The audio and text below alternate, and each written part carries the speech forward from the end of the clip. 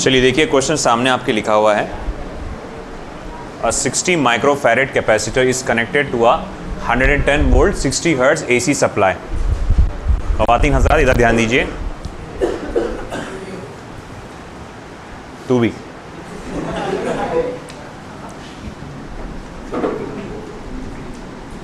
तो capacitance of a capacitor is given as 60 microfarad, यानी कि 60 into 10 raise to power -6 farad, connected to a 110 volt, यानी ERMS की value आपको दी गई है 110 वोल्ट, और फ्रिक्वेंसी आपको दिया गया है 60 hertz. Determine the RMS value of the current, यानी कि IRMS आपको निकालने के लिए कहा गया है। सिंपली आप ओम्स लॉ लगाइए, I = V/R होता है, यानी I = ERMS upon XC। IRMS is equals to ERMS upon XC, यानी रिएक्टेंस ऑफ द कैपेसिटेंस, और वो XC कितना होता है 1/ωc, वो ωc चले जाएगा ऊपर।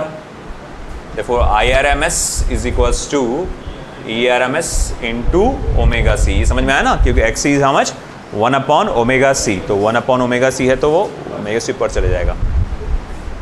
तो फिर आगे ERMS इंटू मैं इसको लिख सकता हूँ 2πfc।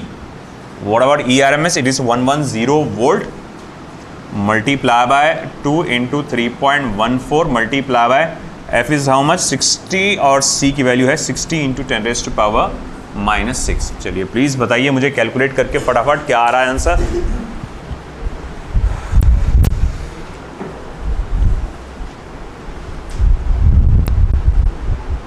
भैया कैलकुलेटर किधर है तुम?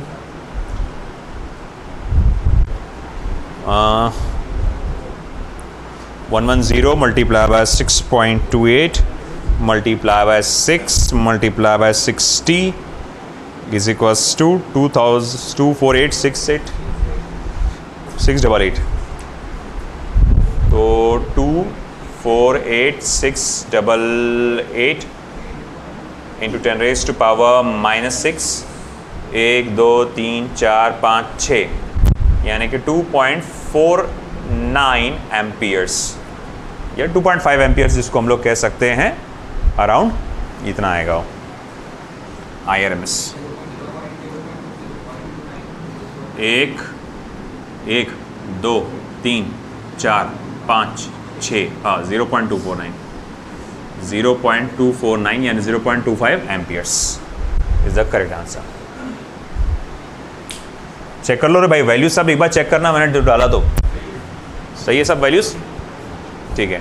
This question was from NCERT। Okay next,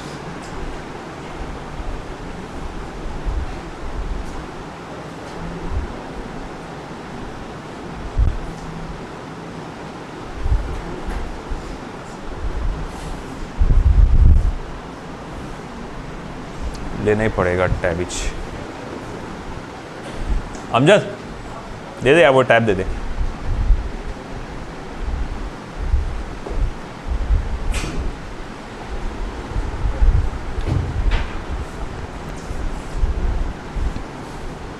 वो टूटी हुई चेयर वहां रख दे, उसको वहीं लगा देंगे वो लोग।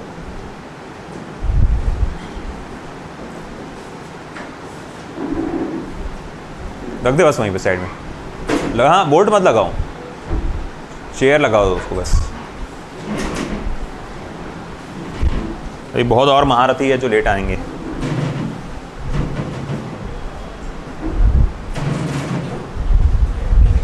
Next,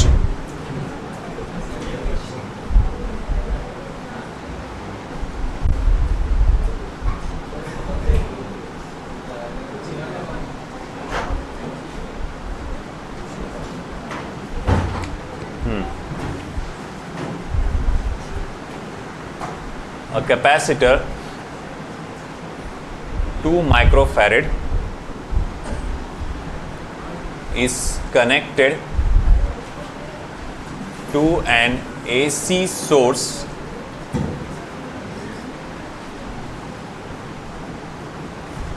of EMF E = 250 sine 100 pi t. Full stop. Write equation for instantaneous current. अरे आओ जल्दी आओ. Through the circuit. क्या? हाँ तो 60 है ना, 6 लिख दिया क्या मैंने? हाँ ये 60, तो फिर बराबर फिर 2.59 आएगा, 49 आएगा वो, 2.49 एम्पियर्स.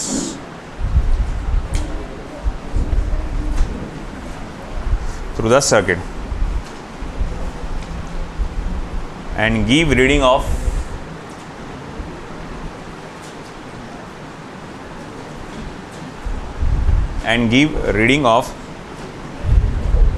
AC ammeter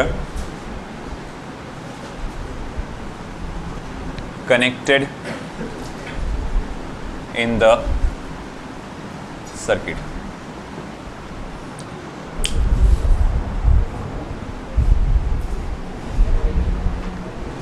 चलिए इधर ध्यान दीजिए, हमारे पास क्या क्या दिया हुआ है वो देखो, नोट कर लो. सबसे पहली चीज जो हमको दी गई है वो capacitance of the capacitor which is 2 microfarad which can be written as 2 × 10⁻⁻6 farad. Okay, next thing क्या दिया हुआ है मुझे, ईएमएफ, इंस्टेंटेनियस ईएमएफ की equation 250 sine 100 pi t. Of course इसमें से देखकर ही पता चल रहा है कि E0 की जो वैल्यू है 250 वोल्ट है. आइए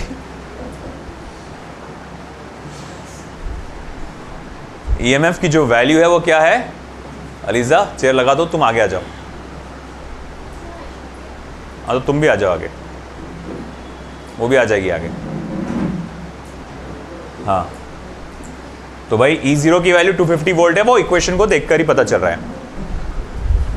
इन्नल्लाह माअ साबरीन.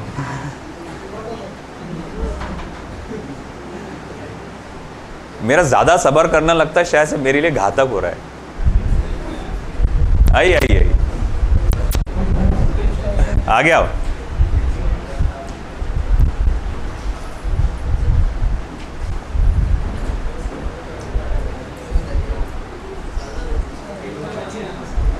दिल बहुत दरिया है ना. देखो इधर E0 अब देखो यहां पे इस इक्वेशन को देखकर एक और चीज पता चलती है, वो है ओमेगा की वैल्यू. इट इज 100 पाई. और उसने तुमसे पूछा है कि करंट की इक्वेशन क्या होगी. देखो वेरी सिंपल, करंट की जो इक्वेशन, देखो कैपेसिटिव सर्किट में करंट क्या करता है, क्या करता है, मेरे को क्या मालूम क्या करता है. अबे लीड करता है बाय π/2 रेडियन, रेडियस नहीं रेडियन है ना, बाय π/2 रेडियन करंट लीड करता है. तो भाई उसका तो टेंशन नहीं, तुम ओमेगा की वैल्यू 100 पाई टी प्लस π/2 लिख दोगे, बात खत्म हो जाएगी वहां पर. मसला काय का है कि तुम I0 की वैल्यू निकालना पड़ेगी तुमको, है ना. I0 कैसे निकालेंगे, I = V/R. अभी थोड़ी देर पहले IRMS कर रहे थे तो क्या आया था, ERMS × 2πfc या omega C.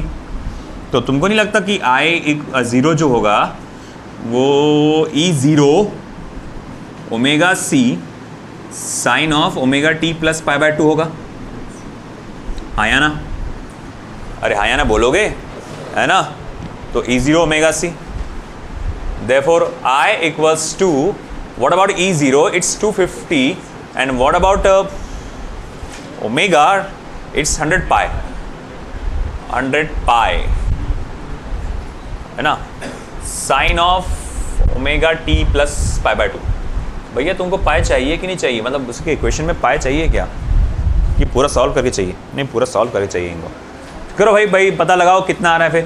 250 multiply by 100 multiply by pi. ये मिली फिली कुछ है क्या कहीं लिखा हुआ क्वेश्चन में? नहीं लिखा हुआ है. लिखा होना चाहिए था।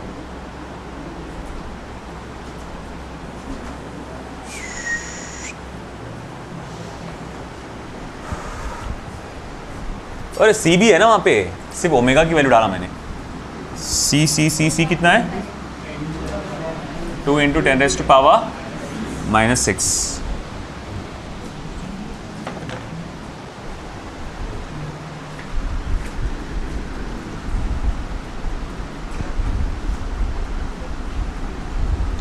Sign of 100 pi T minus plus π/2। करो कितना आ रहा है बताओ भाई। 2 × 250 कितना हो जाएगा, 500। 500 × 1000 नहीं 100, 0.11 नहीं होगा वो, हाँ 157 होगा, 0.157 होगा। Sine of 100 pi T plus π/2, this will be the direct equation of current. यही करंट की इक्वेशन होगी, ठीक है। नेक्स्ट सेटअप क्या पूछा हुआ है तुमसे, IRMS। एमीटर क्या चेक करेगा तुम्हारा, IRMS चेक करता है ना, वो पीक वैल्यू थोड़ी चेक करता है एमीटर। तुमको एमीटर की वैल्यू भी पूछा गया, एमीटर कितना करंट रीड करेगा, यानी IRMS। तो IRMS is how much, I0/√2, यानी कि 0.157 × 0.7071। चलिए बताइए what is the answer, 0.11111, 0.111 ampere, that's correct. This is it. This question is from state board, important for board examination, है ना। आएगा तो ये 3 मार्क के लिए आना चाहिए क्वेश्चन में। हाउएवर वो दोनों चीज़ें नहीं पूछेगा, कोई एक चीज़ पूछेगा क्वेश्चन में, और प्रोबेबली अगर पूछेगा 2 मार्क के लिए तो वो बस इक्वेशन पूछेगा, है ना, या फिर इक्वेशन के बजाय ये तुमसे IRMS पूछ सकता है। IRMS पूछेगा तो 3 मार्क के लिए पूछेगा, मुझे लगता है ऐसा।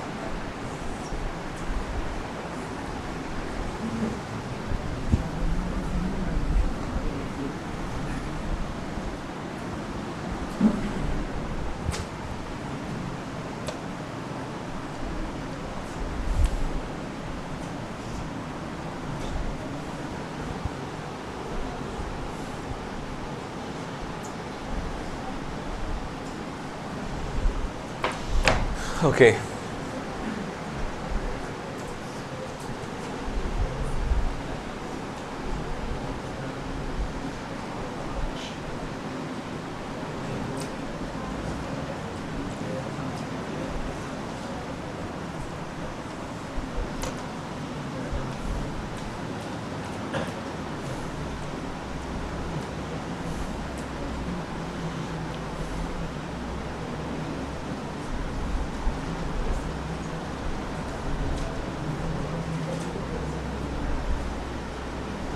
Next question.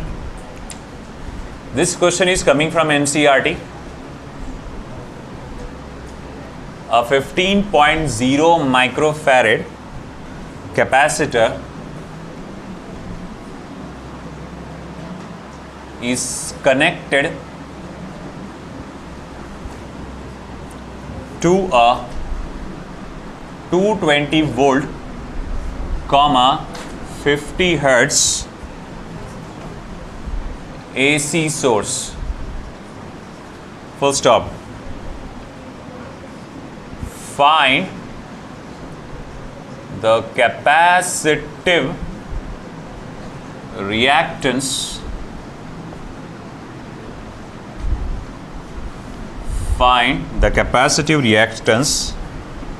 and the current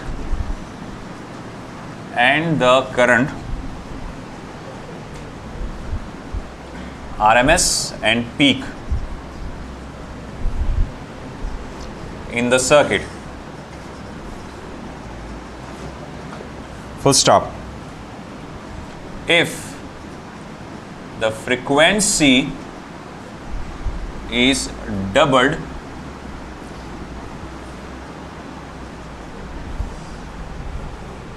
comma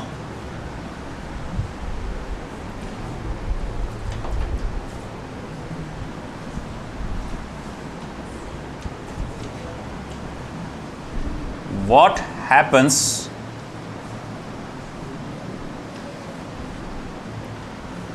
to the capacitive reactance and the current? Question mark.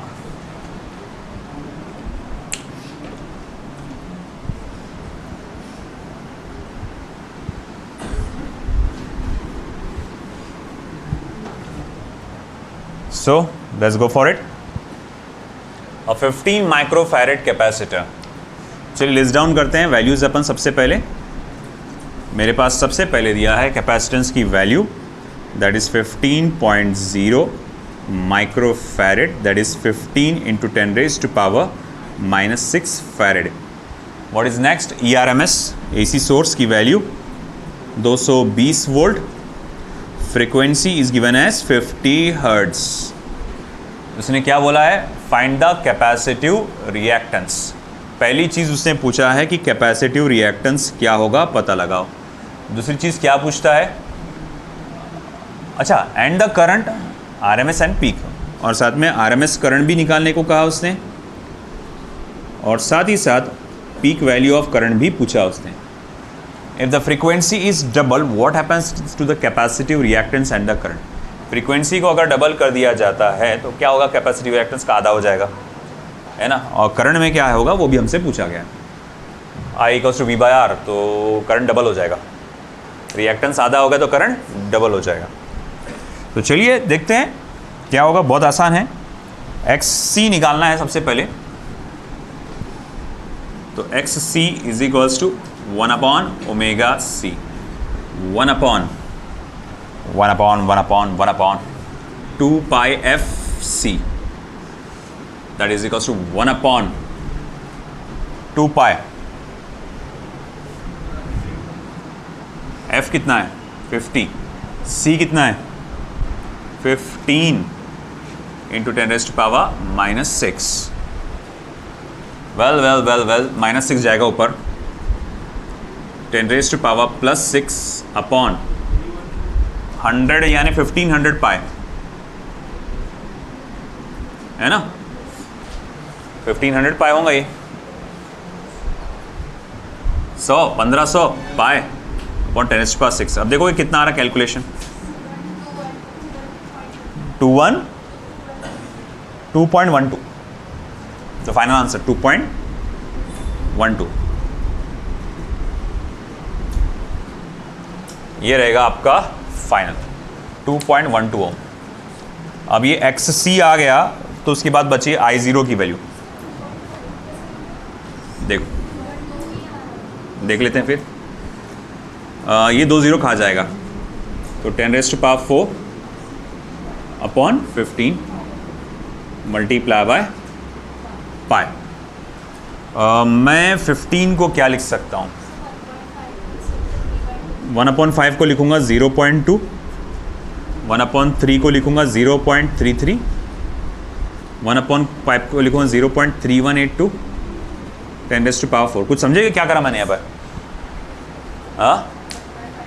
1/15 निकालना था मुझे. कैलकुलेटर यूज़ नहीं कर सकता तो मैं क्या करूँगा? मैं 15 को मैंने 5 × 3 का डाला, क्योंकि मुझे 5 और 3 का रेसिप्रोकल मालूम है ना, है कि नहीं. ये मैंने ये शायद से ज़्यादा सही नहीं है. ये थोड़ा और अच्छी चीज़ क्या कर सकते थे अपन? 1.5 कर सकते थे. 1.5 हो जाता 3/2 और 2 चला जाता ऊपर 2/3 हो जाता. वो ज़्यादा अच्छा रहता था. ये ज़बरदस्ती का बढ़ जा रहा है इसमें. रुको मैं इसको बदल देता हूँ.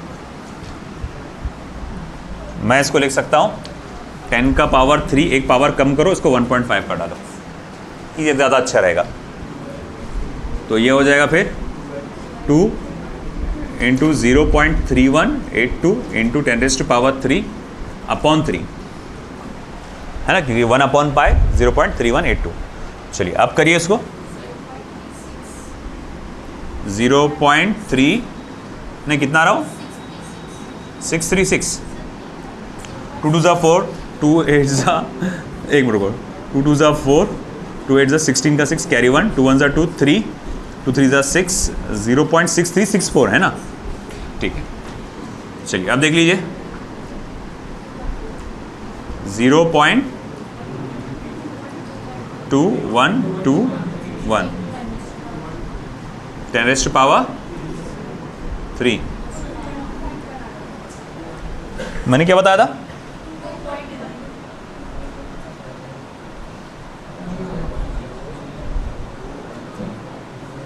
सॉरी 212 है, मैंने गलत देख लिया था उसको।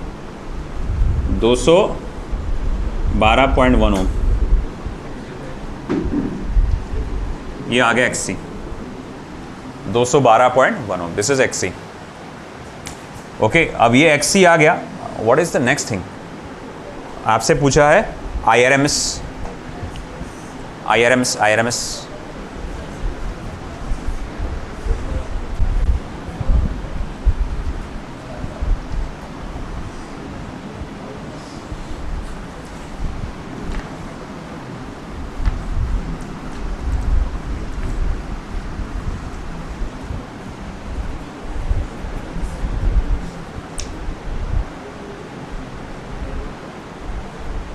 चलिए अब आई बारी IRMS की। IRMS is equals to ERMS upon XC।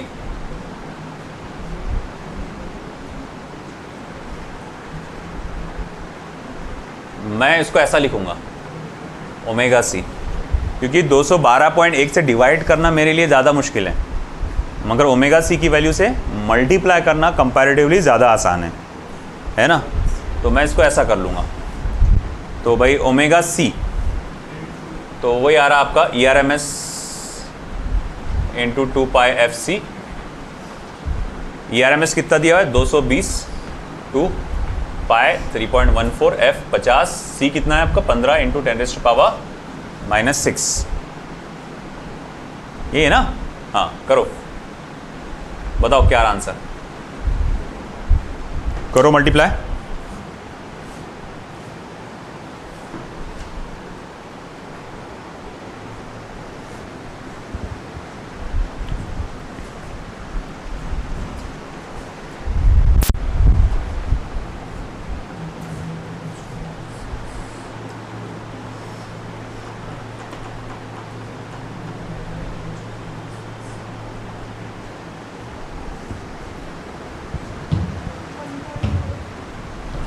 The given answer is 1.04 ampere.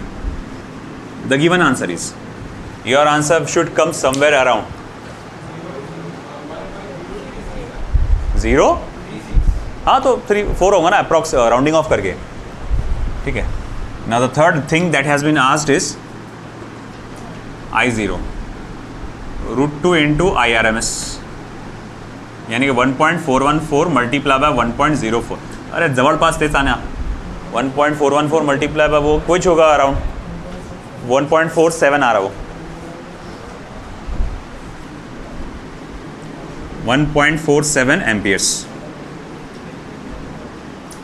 और चौथे इसमें थ्योरेटिकल क्वेश्चन है कि what will be the effect on frequency double करने पे। रिएक्टेंस आधा हो जाएगा, करंट डबल हो जाएगा, है ना।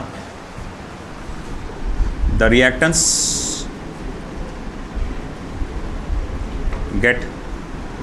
gets halved and current gets doubled. The reactance gets halved and current gets doubled. आया समझ में? This is it. NCERT का क्वेश्चन था। अगला क्वेश्चन पूरा थ्योरेटिकल क्वेश्चन है, मगर उस टाइप के क्वेश्चन बहुत बार पूछे गए हैं।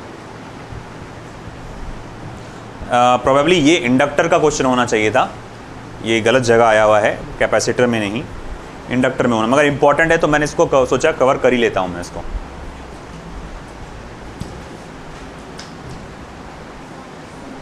इधर का क्वेश्चन लिखना हो गया आपका।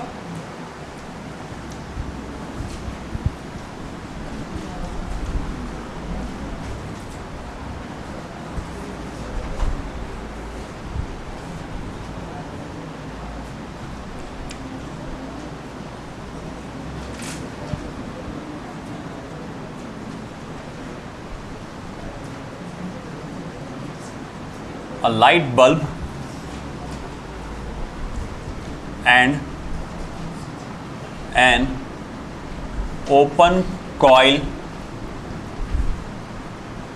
inductor are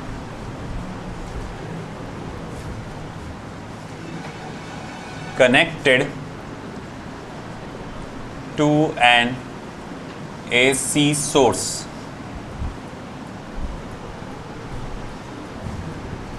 through a key as shown in figure. Through a key as shown in figure.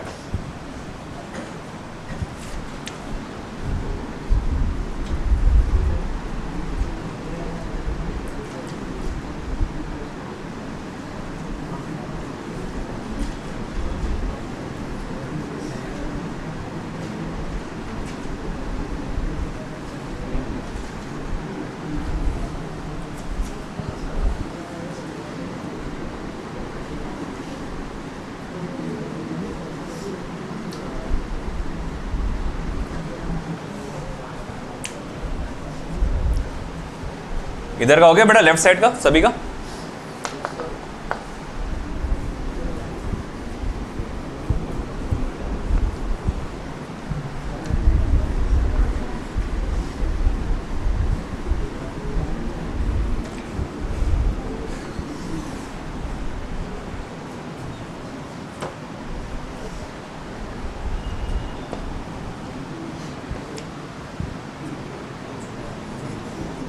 The switch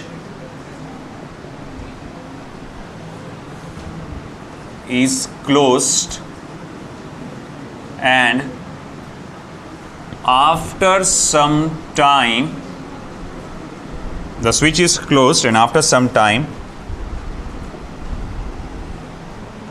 an iron rod is inserted into the interior of the inductor. Full stop.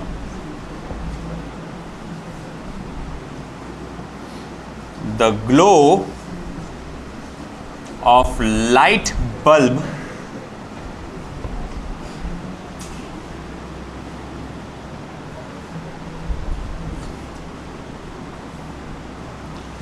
first option says increases, second says decreases, third is unchanged.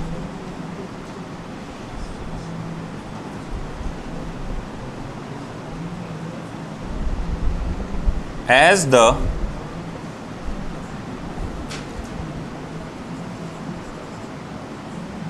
iron rod is inserted.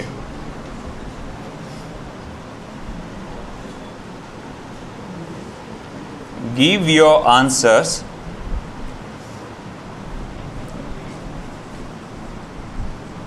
with reason. Give your answers with reason. चलिए सोचिए, एक minute ज़रा पानी P रहा था जब तक के। इतना फीका क्यों है ये भाई?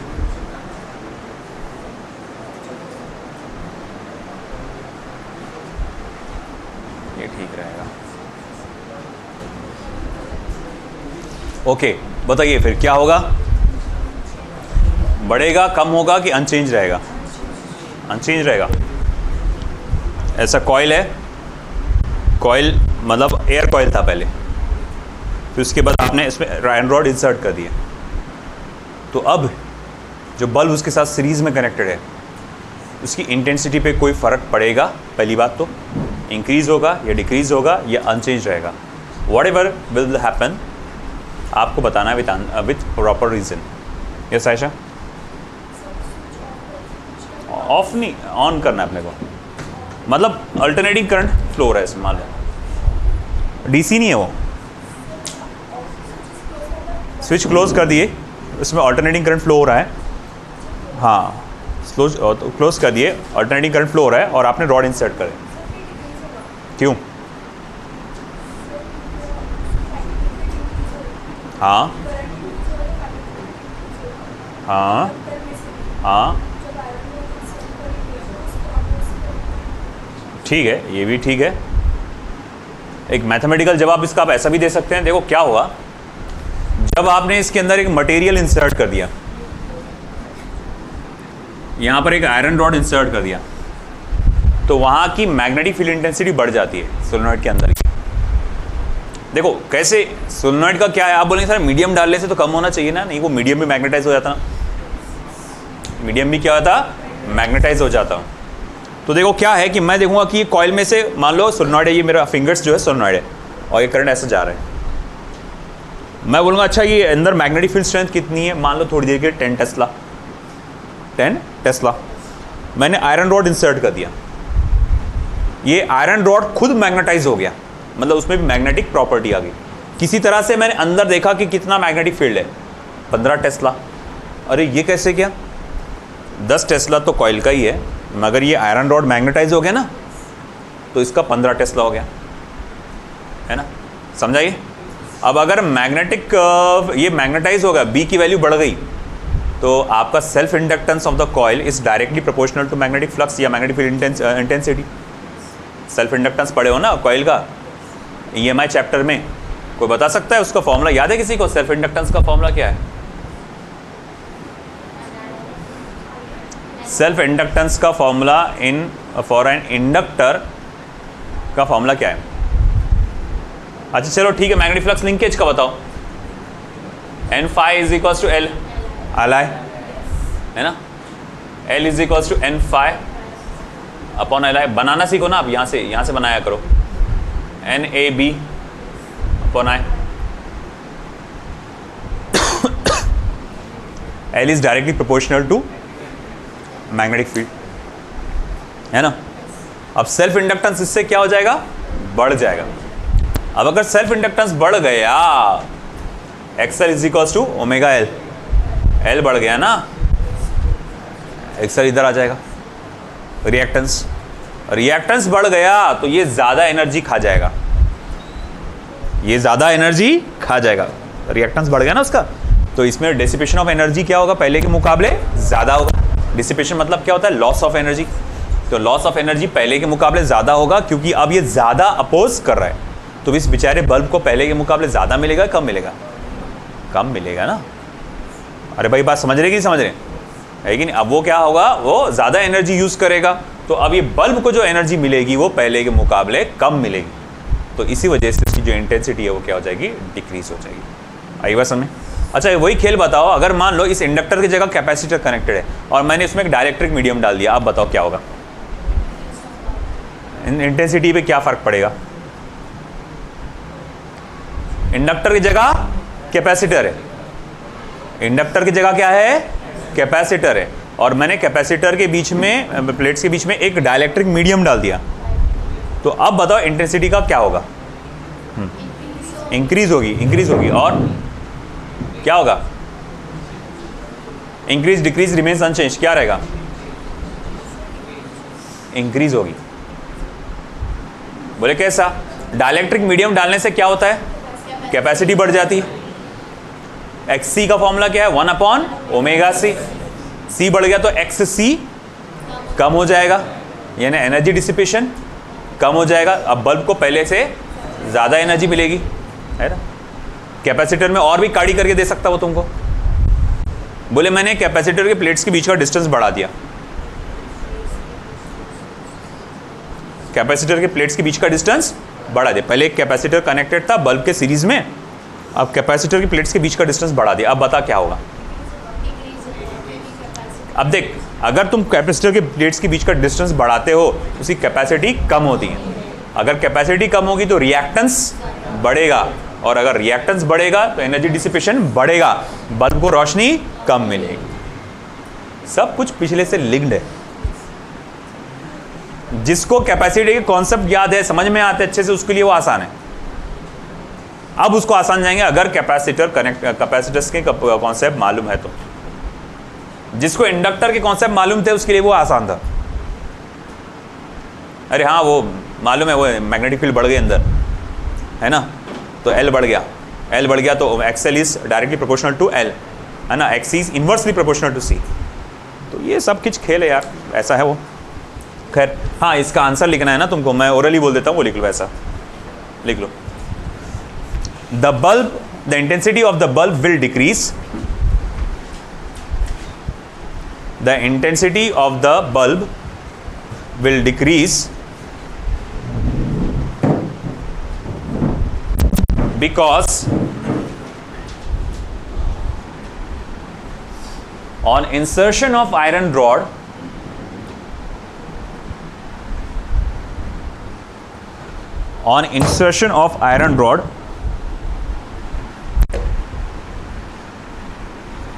magnetic field inside the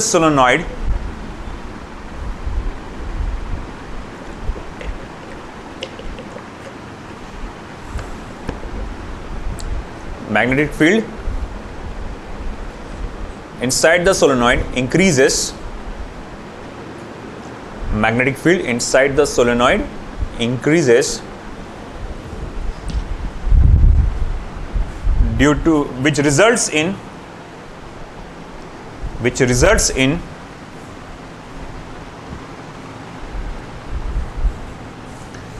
increased value of self inductance, which results in increased value of self inductance and hence inductive reactance,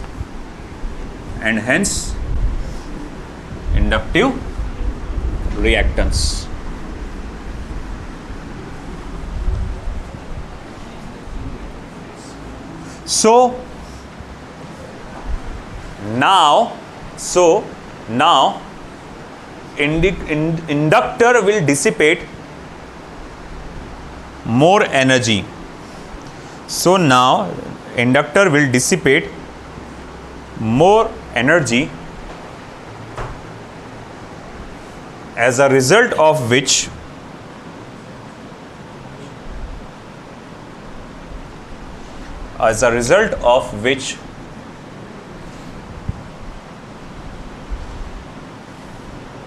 the potential drop across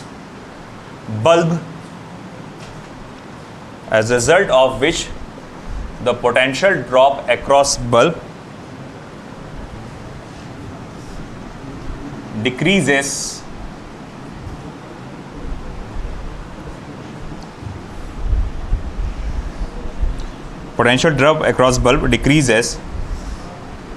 and the intensity of bulb decreases.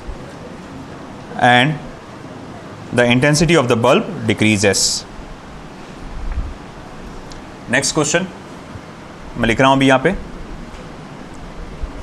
100 microfarad capacitor is in series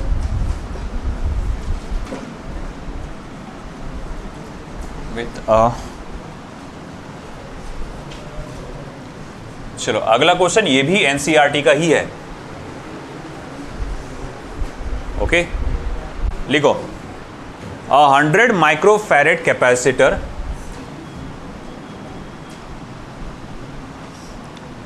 in series with a 40 ohm resistance,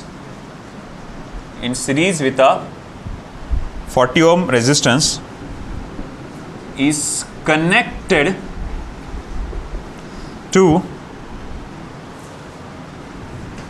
a 110 volt,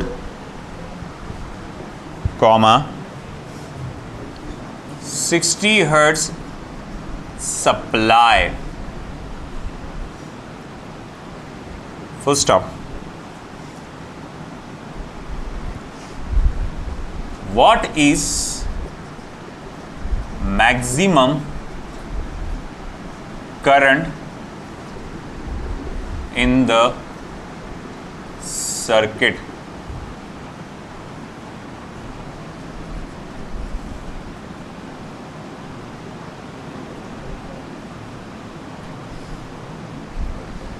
What is the time lag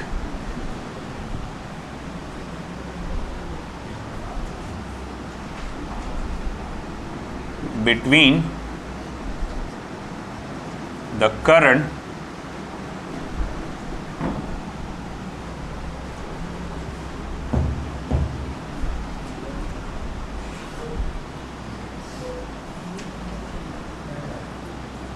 and the voltage maximum, and the voltage maximum.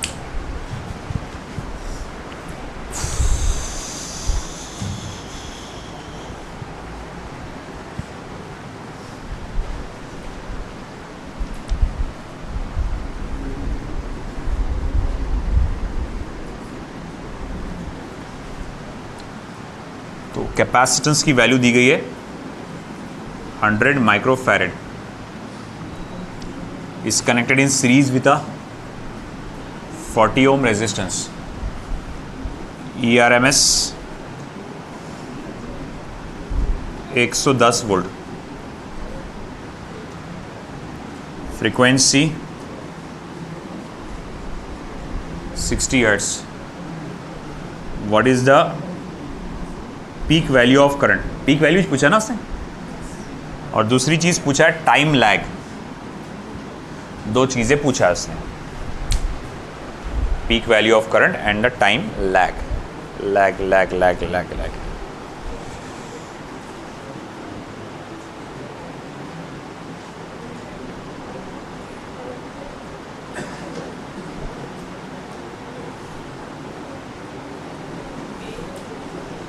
करो,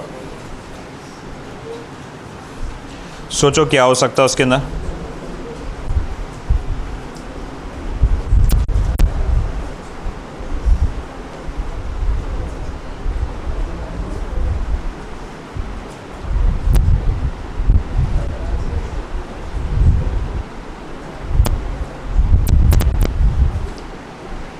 I0 निकालो. I0 निकालने के लिए पहले आप IRMS निकाल लो और फिर उसको √2 से मल्टीप्लाई कर दो तो आपका I0 निकल जाएगा. ओके,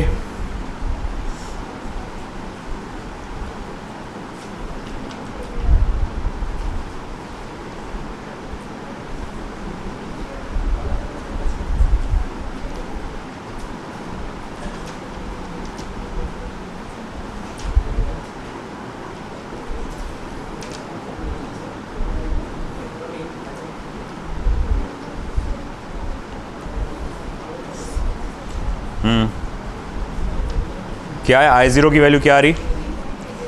3.88 या 3.23?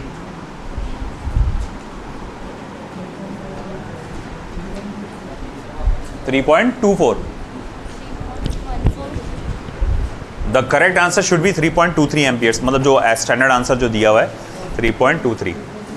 हाँ, अप्रॉक्स चलेगा.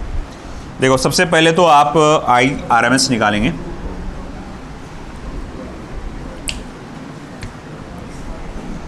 IRMS is equals to ERMS upon XC, यानी कि ERMS इंटू ओमेगा C. क्योंकि मेरे पास ERMS है इसलिए ये इस्तेमाल कर रहा हूँ मैं. और अगर मुझे I0 चाहिए तो वो √2 इंटू ERMS होता है. तो √2 मल्टीप्लाई बाय √2 इंटू IRMS होता है. तो √2 into ERMS into omega C. चलो वैल्यूज डाल के सॉल्व कर लो.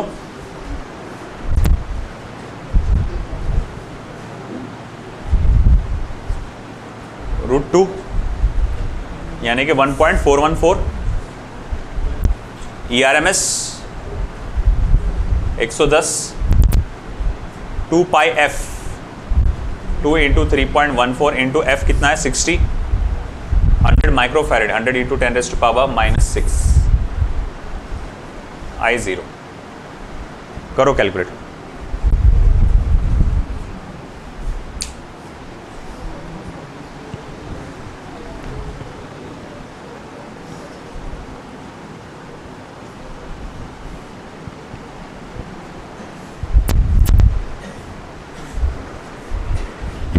कितना आ रहा?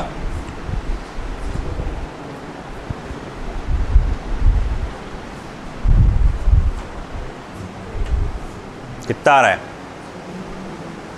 हाँ, the answer should be 3.23 amperes. मुझे जो आंसर दिया गया है स्टैंडर्ड आंसर ये आना चाहिए 3.23 एम्पियर्स। ठीक है, now the next thing is आपसे पूछा गया टाइम लैग।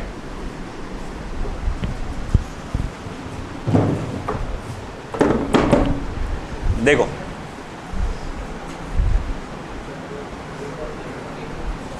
क्या हो गया? हाँ 2 पॉइंट टाइम लैग क्या बोल रहे हो? क्या का आंसर बोल रहा? अच्छा ठीक है, जान दे। अब देखो यहाँ पे आपको ये कहा गया है कि भाई आपके मैक्सिमम वोल्टेज पर जब करंट और ईएमएफ पहुंचेगा, मैक्सिमम वोल्टेज पे जब करंट और ईएमएफ पहुंचेगा, है ना, मैक्सिमम वैल्यू पे सॉरी, तो उसमें टाइम में डिफरेंस कितने का होगा? टाइम में डिफरेंस कितने का होगा? मान लो ये जो है ईएमएफ जो है T1 टाइम पे पहुंचा और करंट जो है वो T2 टाइम पे पहुंचा। ये कैपेसिटिव सर्किट है ना, तो मैं ईएमएफ का इक्वेशन क्या लिखूंगा? E0 sine omega T1 sine omega T1 और आई की इक्वेशन क्या लिखूंगा मैं? I0 sine omega T2। ये आपका साइन नहीं आएगा, कॉस आएगा, फिर कॉस ओमेगा T2। ये इसका फेस एंगल है, ये इसका नहीं, साइन ही लिखना पड़ेगा क्योंकि हाँ साइन ओमेगा T2 है ना। अब कॉस बोले तो मतलब 90 डिग्री आगे है ऐसा, मगर 90 डिग्री आगे सिर्फ कौन सी में होता है? प्योरली कैपेसिटिव सर्किट में होता है। ये प्योर कैपेसिटिव सर्किट की बात चल रही है क्या? नहीं, ये आरसी सर्किट है। तो देखो अब भाई सिंपल सी बात है, मुझे पता नहीं इनके बीच में एंगल क्या होगा, पता नहीं, मुझे मालूम है इक्वेशन ऐसी सी बनती है कुछ, है ना। अच्छा मैं बोलूँगा इनके बीच का फेस डिफरेंस यानी कि डेल्टा फाई फेस डिफरेंस, जिसको आप सिर्फ फेस एंगल भी बोलते हैं, वो क्या आएगा? आप बोलेंगे सर वो तो omega T2 minus omega T1, मतलब दोनों के फेस एंगल को क्या करना पड़ेगा? माइनस करना पड़ेगा। बात समझ में आ रही क्या? तुमको मालूम है ईएमएफ और करंट साथ साथ वेरी कर रहे क्या? अरे मुझे बताओ, ये आरसी सर्किट है, ये कौन सा सर्किट है? आरसी सर्किट है। इसमें ईएमएफ और करंट साथ साथ बदलते हैं क्या? नहीं, आगे पीछे होते हैं, करंट आगे होता है, ईएमएफ पीछे होता है। आरसी सर्किट में कितने से होता पता नहीं, वो तो डिपेंड करता, वैल्यूज पे डिपेंड करता। मतलब इतना मालूम है उनका फेस एंगल अलग अलग होगा, वो मैक्सिमम वैल्यू पे अलग अलग टाइम पे पहुंचेंगे। तो मैं बोलूँगा ठीक है, अगर ऐसी बात है तो ये T1 टाइम पे पहुंचेगा, ये T2 टाइम पे पहुंचेगा, इसका फेस एंगल ये है, इसका फेस एंगल ये है ना। मैं बोलूँगा फेस डिफरेंस कितने का हुआ? फेस डिफरेंस कितना हुआ? डेल्टा फाई, जिसको फाई भी बोलते अपन। तो बोले दोनों को माइनस कर डालो, दोनों को माइनस कर डालो। तो मैं यहाँ लिख सकता हूँ phi is equal to omega T2 minus T1 common निकलेगा, T2 माइनस ओमेगा कॉमन निकलेगा सॉरी, तो बचेगा क्या? T2 minus T1। यानी मैं यहाँ लिख सकता हूँ कि फाई, जो कि डेल्टा फाई भी बोल सकते हैं आप, omega into delta t. Delta t क्या है? Time difference. तो मैं यहाँ लिख सकता हूँ therefore delta T is equals to क्या रहेगा? फाई बाय ओमेगा, है ना। अब ये डायरेक्टली फॉर्मूला याद रखना, अब यहाँ से इतना तमाशा नहीं करते बैठना, डायरेक्टली फॉर्मूला याद रखना। टाइम लीड और टाइम लैग, टाइम लीड और टाइम लैग इन आरसी एलसी एलसीआर सर्किट। क्या क्या बोल रहा हूँ मैं? Time lead and time. देखो सी सर्किट और एल सर्किट का तो श्योर है कि लीडिंग टाइम और T/4 होता है, कैपिटल T/4 होता है। भाई बात को समझो, पूरे कॉन्सेप्ट को एक साथ पूरा कवर कर रहा हूँ मैं, बहुत डिटेल वाली बात चल रही है यहाँ पर। आर सर्किट में टाइम डिफरेंस क्या रहेगा? 0। अपन ने कितने टाइप के सर्किट देख लिए अभी तक? पहले देखिए आर सर्किट, जिसमें सर्किट में एसी सोर्स में सिर्फ रेजिस्टर रहेगा। फिर क्या देखे? एल सर्किट, जिसमें एसी सोर्स के साथ सिर्फ इंडक्टर कनेक्टेड रहेगा। फिर देखिए एलआर सर्किट, जिसमें एसी सोर्स के साथ इंडक्टर और रेजिस्टर रहेगा। फिर देखिए सी सर्किट जिसमें सिर्फ कैपेसिटर रहेगा। फिर क्या देखे सी आर सर्किट जिसमें कैपेसिटर और रेजिस्टर है। कुल मिला के कितने सर्किट देख लिए 5। आर नहीं कितने हो रहे हो, अरे आर सर्किट, एल सर्किट, अच्छा मैं उंगली दिखा रहा जो मैं उंगलियां दिखा रहा, ठीक है हाँ 5 R L L R C C R. अच्छा एक बात बता, आर सर्किट में अगर मैं बात करूं, आर सर्किट में ईएमएफ और करंट साथ साथ चलते है ना, ईएमएफ करंट साथ साथ चलते, बदलाव बिल्कुल एक जैसा आता, कोई आगे कोई पीछे नहीं, तो टाइम में फर्क कितना रहेगा 0। एल सर्किट की बात करें, यहां एडवांस कौन है ईएमएफ, वो हमेशा आगे आगे चलेगा। कितना आगे चलेगा π/2 रेडियन, और टाइम के साइकिल के हिसाब से देखे तो कितना था T/4। वो याद है ग्राफ बना के दिखाया था मैंने कि टाइम साइकिल के हिसाब से देखे तो कितना, एंगल के हिसाब से देखे तो π/2, टाइम साइकिल के हिसाब से देखे तो T/4। किसमें एल सर्किट में T/4 सेकेंड्स आगे चलता है कौन ईएमएफ। वहीं सी सर्किट में ईएमएफ पीछे चलेगा, कौन चलेगा आगे current, by fix angle π/4, by fix angle π/4। तो टाइमिंग भी कैसी है फिक्स है, π/2 एंगल π/2, टाइमिंग फिक्स है कितनी T/4। यहां टाइमिंग में डिफरेंस कितना है 0, यहां टाइमिंग में डिफरेंस कितना है T/4, यहां टाइमिंग में डिफरेंस कितना है T/4। Circuit R L L R C C R, फिर से बोलो R L L R C C R, समझ में ना, R L L R C C R. यहां पर दोनों साथ साथ में चलते, टाइम डिफरेंस 0, यहां 90 डिग्री का फर्क है, टाइम डिफरेंस T/4। मैं आगे जा रहा सी बाय एल आर पे गया, क्या सी पे गया, ये 90 डिग्री, यहां पर भी फर्क है 90 डिग्री का, मगर इस बार करंट आ गया।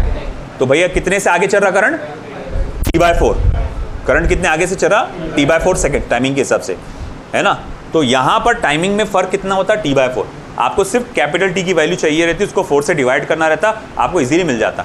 मगर मसला आ रहा है एल आर और सी आर। मुझे मालूम है एल आर में इंड्यूस ईएमएफ आगे चलता है, मगर इस बार एंगल फिक्स नहीं होता, इट हैज सर्टेन डिफरेंस, वो कुछ डिपेंड करता है वैल्यूज पे। यहां पर भी करंट आगे चलता है मगर एंगल फिक्स नहीं होता, तो इसीलिए मुझे नहीं मालूम क्या होगा।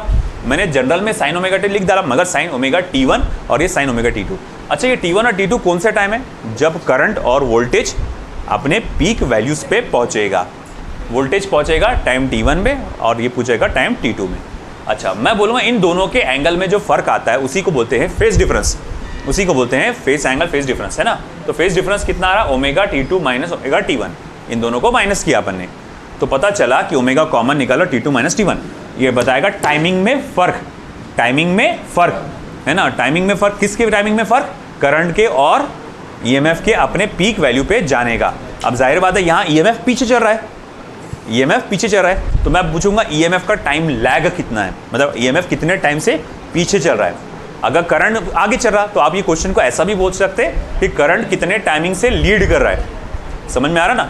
तो delta T is equal to φ/ω। तो अब ये डायरेक्ट फॉर्मूला याद रखना, L R C R L C R. कौन सा बोला मैं, L R C R L C R. फिर से बोलो कौन सा, L R C R L C R. उसमें time lag time lead calculate करने का फॉर्मूला φ/ω, टाइम लीड और टाइम लैग कैलकुलेट करने का फॉर्मूला φ/ω, जहां पर फाई क्या रहेगा, फेज डिफरेंस या फेज एंगल।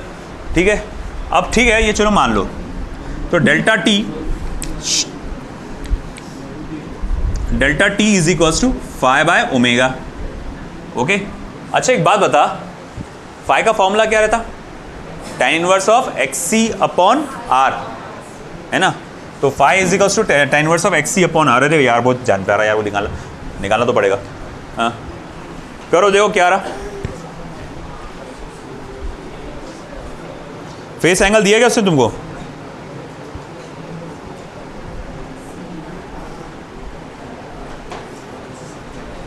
कुछ वैल्यू दिया हुआ है कि तुमको नहीं दिया हुआ है ना।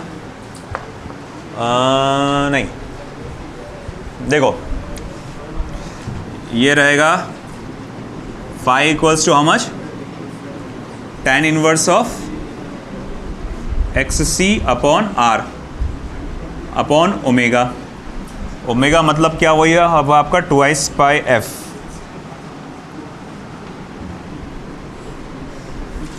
tan inverse of 1 upon omega C into R 2 pi F. बहुत ये लंबा जाने वाला है, लॉग बुक का यूज़ होने वाला है यहाँ पे।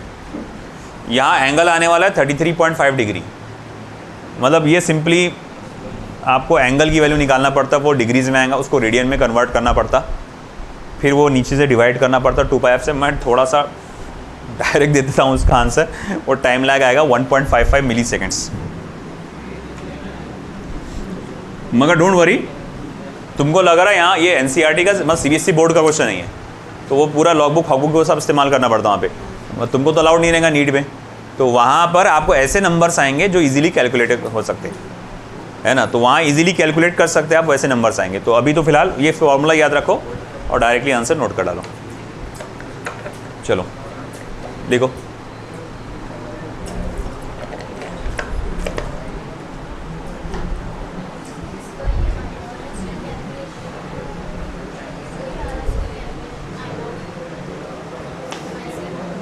हाँ हाँ वही है 3.23 एम्पियर्स।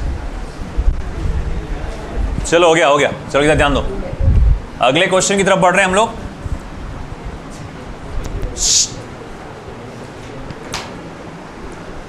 बाबू बढ़ू आगे।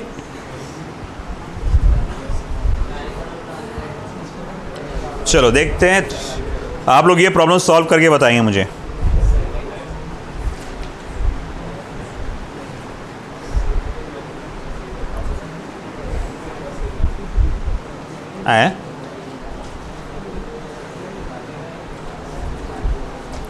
The frequency of which a 5 microfarad capacitor, the frequency of which a 5 microfarad capacitor has a reactance of, अरे नालायको इधर ध्यान दो रे, 1 upon 1000 ohm is given by first option 1000 upon pi megahertz, 1000 upon pi hertz.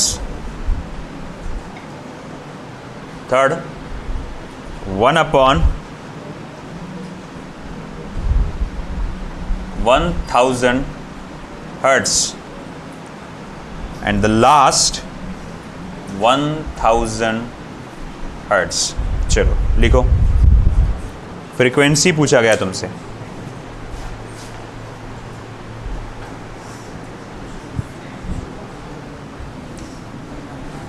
जब तक हम दूसरा यहाँ क्वेश्चन लिखते हैं आप वहाँ बनाओ।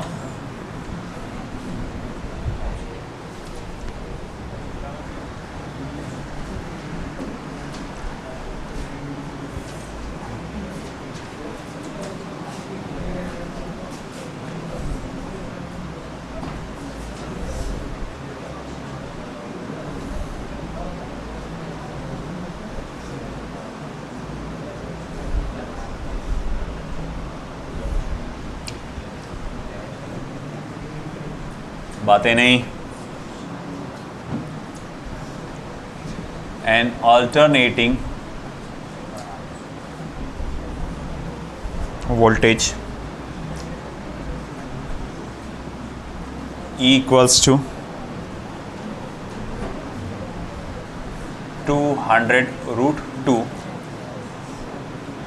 sine of 100t is connected to a 1 microfarad capacitor through an AC ammeter. Full stop. The reading of ammeter shall be, first option 10 milliampere, second option 20 milliampere, third option 40 milliampere, and the last 80 milliamperes. चलिए देखते हैं. The frequency of which a capacitor, मतलब यहाँ आपको frequency दिया, capacitance दिया हुआ है, sorry. C is equals to 5 microfarad, that is 5 into 10⁻⁻6 farad, और रिएक्टेंस आपको दिया गया है 1/1000 ओम. XC is equals to 1/ωc, that is equals to 1/2 pi FC. XC is equals to 1/1000, 1/2 pi. F is how much? F निकालना है. C is how much? 5 into 10⁻⁻6.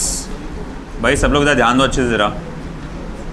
5 into 10⁻⁻6. F को ले लेता हूँ उधर, मैं 1000 को लेके जाता हूँ ऊपर. ओके, 2 5s are 10 और 10 पाई इंटू 10⁻⁻6.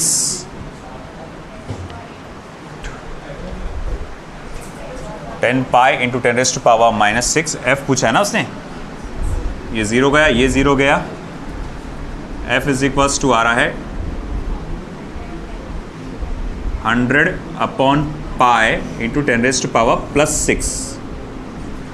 100/मेगाहर्ट्ज़ पे 100/पाई आ रहा है ना. कहीं एक ज़ीरो गलती से तो नहीं लिख दिया मैंने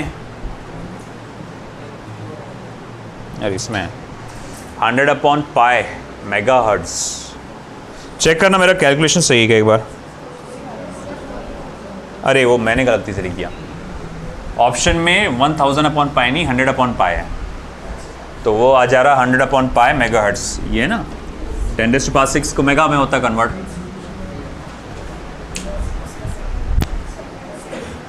सेकंड, अच्छा इसका सेकंड. मैं बोला एक के दो कैसे आ जा रहे.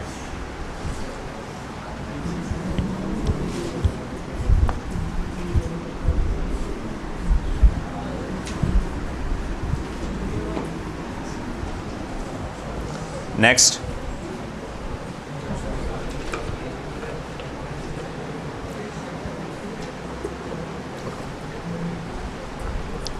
तो 5 सा क्वेश्चन है एक. तुमको ईएमएफ की इक्वेशन दी गई है, तुमसे द रीडिंग ऑफ एमीटर यानी कि आईआरएमएस पूछा गया है. देखो भाई सिंपल सी बात है, तो ध्यान दो सब लोग ज़रा. ये जो तुम्हारे को नज़र आ रहा है ये क्या है? तुम्हारा इंड्यूस्ड ईएमएफ का पीक वैल्यू. तो मैं यहाँ कहूँगा कि मेरे पास जो E0 है वो 200/√2 है. तो ERMS कितना हो जाएगा? 200, क्योंकि ERMS is equals to E0/√2. अब इससे क्या फ़ायदा? IRMS चाहिए ना तुमको, तो ये आ जाएगा ERMS/XC, यानी ERMS into ω/c, ERMS into 2 pi FC. अच्छा ओमेगा की डायरेक्ट वैल्यू है ना. Omega is how much? 100. What about the C? ERMS कितना आ रहा है? 200. ओमेगा कितना? 100. और C कितना? 1 माइक्रोफैरेड ना. हाँ ठीक है ना. तो 1 2 3 4 5 6 0.02 एम्पियर. 20 milli ampere.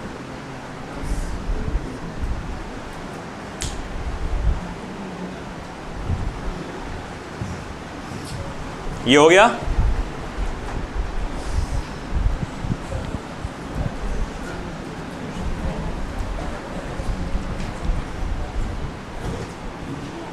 भैया 3 घंटे का नीड है, अब याद रखना, स्पीड बढ़ाओ।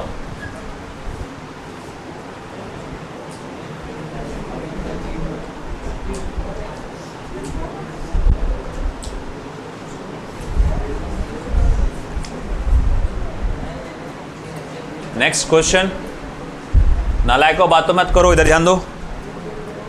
लेट फ्रीक्वेंसी नू is equals to 50 hertz, comma capacitance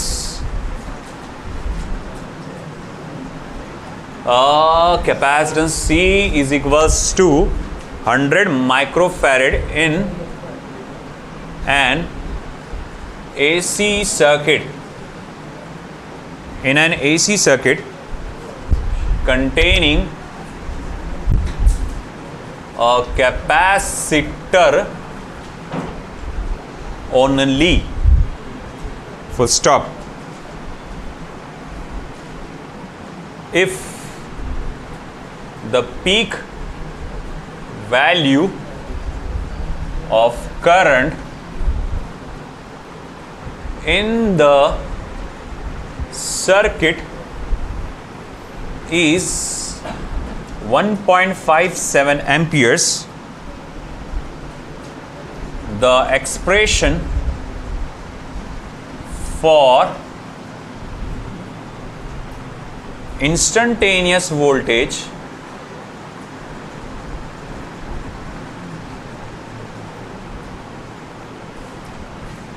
across the capacitor, instantaneous voltage across the capacitor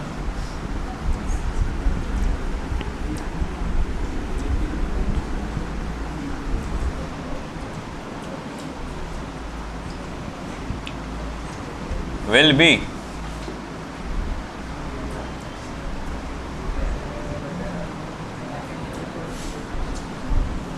first option E equals to 50 sine 100 pi t minus pi by 2.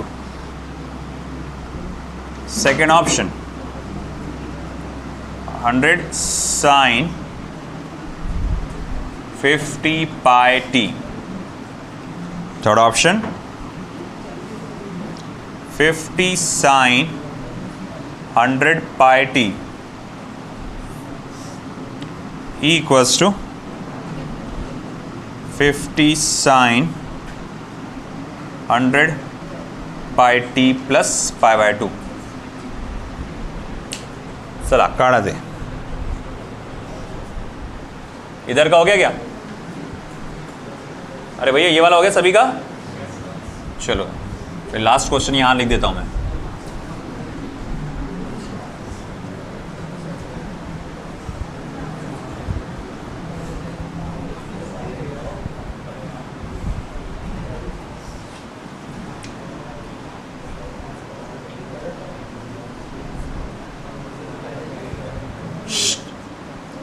तुम्हारी सच में यार, तुम सच में कुछ कर ही नहीं सकते, वही बातों में बिजी। हमारे माँ बाप इसलिए भेजे तुमको यहाँ पर। 25/pi microfarad capacitor and 3000 ohm resistor are joined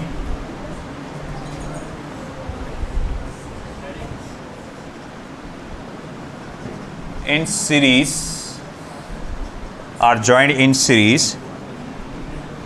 to an AC source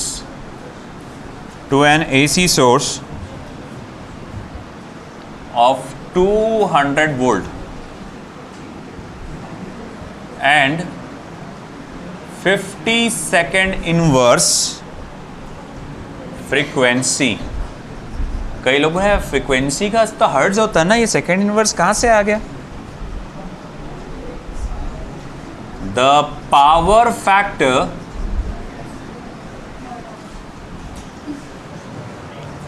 of the circuit, the power factor of the circuit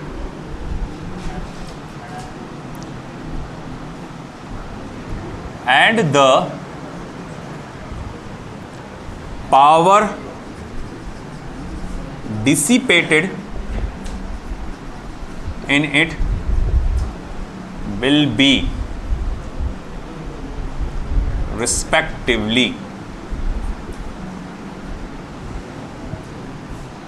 First option 0.6, 0.06 watt, 0.06, 0.6 watt, 0.6, 4.8 watt,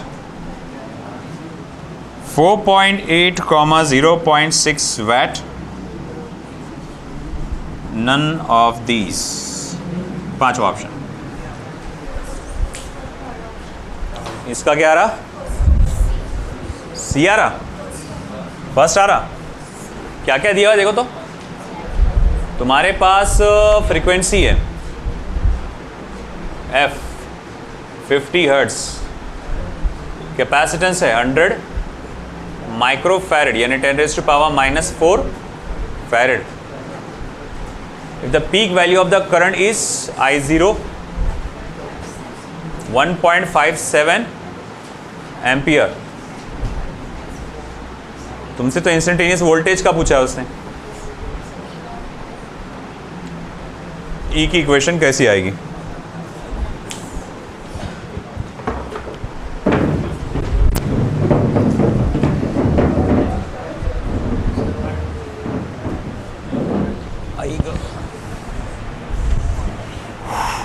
current की इक्वेशन तो दिया ही नहीं ना।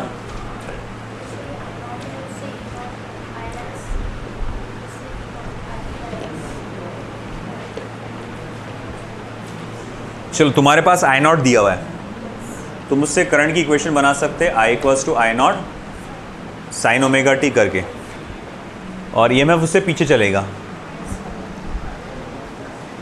एक मिनट है, जस्ट अ मिनट, मुझे conceptually देखने दो उसका।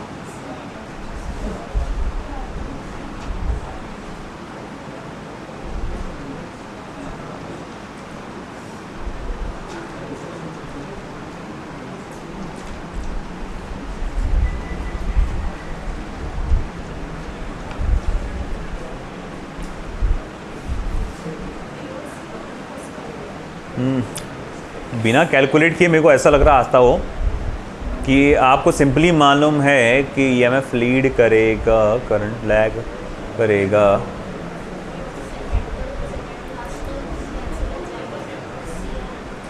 अच्छा एक बात बताओ, E0 की वैल्यू 50 आ रही है क्या?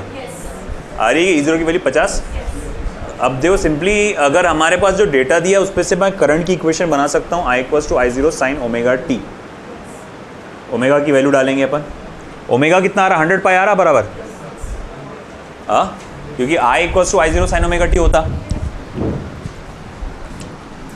I = I0 sin ωt। आपका I0 कितना दिया हुआ है?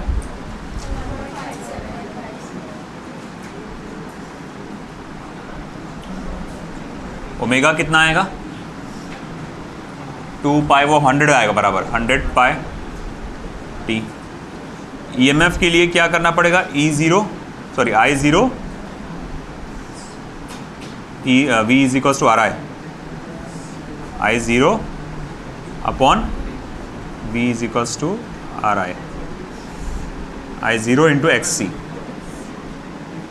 Sign of 100 pi t minus π/2, और I0 की वैल्यू है 1.57, और ये XC की वैल्यू 1/ωc की वैल्यू कितनी आ रही? I0 XC 1 आ रहा है क्या है? 50 आ रहा है। अच्छा देख लेता हूँ मैं साइड में, I0 अपॉन ओमेगा सी 1.57, ओमेगा कितना है 100 पाई इंटू 10⁻⁻⁴। अच्छा ठीक है, ये आ रहा बराबर 50 है ना, बराबर है। तो E is equals to 50 sine of 100 pi t minus pi by, that's correct, first option. Current lead क्यों करेगा? अच्छा करंट लीड करा तो फिर कॉस आएगा फिर इक्वेशन में, cos omega T plus pi by 2 बनेगा। तो अपन क्या करते, पहले करंट की इक्वेशन लेते आई पर। आप गलती से गलत क्या कर रहे हैं मालूम क्या आपको, आप डायरेक्ट ईएमएफ को की इक्वेशन बना दे रहे। डायरेक्ट ईएमएफ की नहीं, आपको पहले करंट की इक्वेशन बनाना पड़ेगा, उस पे से बताना पड़ेगा कि ईएमएफ लैग कर रहा है, वैसा बना के लेना पड़ेगा। आप डायरेक्टली उसको पोज कर दे रहे, ऐसा है ना। तो पहले करंट की इक्वेशन, फिर उससे माइनस पाई बाई 2 का। वैसे नहीं भी अगर करते डायरेक्ट समझ में आता कि ऊपर पहला ऑप्शन आएगा लैग कर रहा हूँ। ठीक है, चलो ये लास्ट क्वेश्चन है।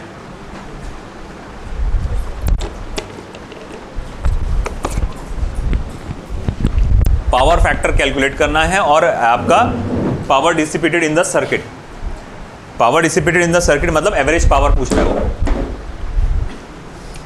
पावर फैक्टर निकालो सबसे पहले, कॉस फाई क्या होता है R बाय Z, यानी कि R upon under root of R square plus XC square.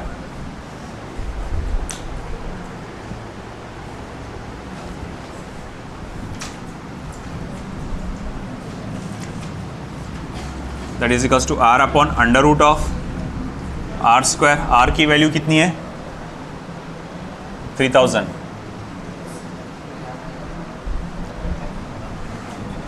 तो 3000 का square plus 2 pi F C का स्क्वायर। मैं थोड़ा सा डायरेक्ट बता देता है इसका, क्योंकि लंबा कैलकुलेशन जाता है इसमें।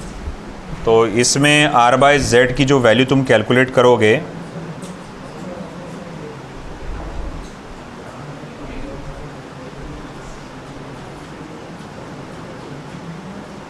वो आएगा 0.6।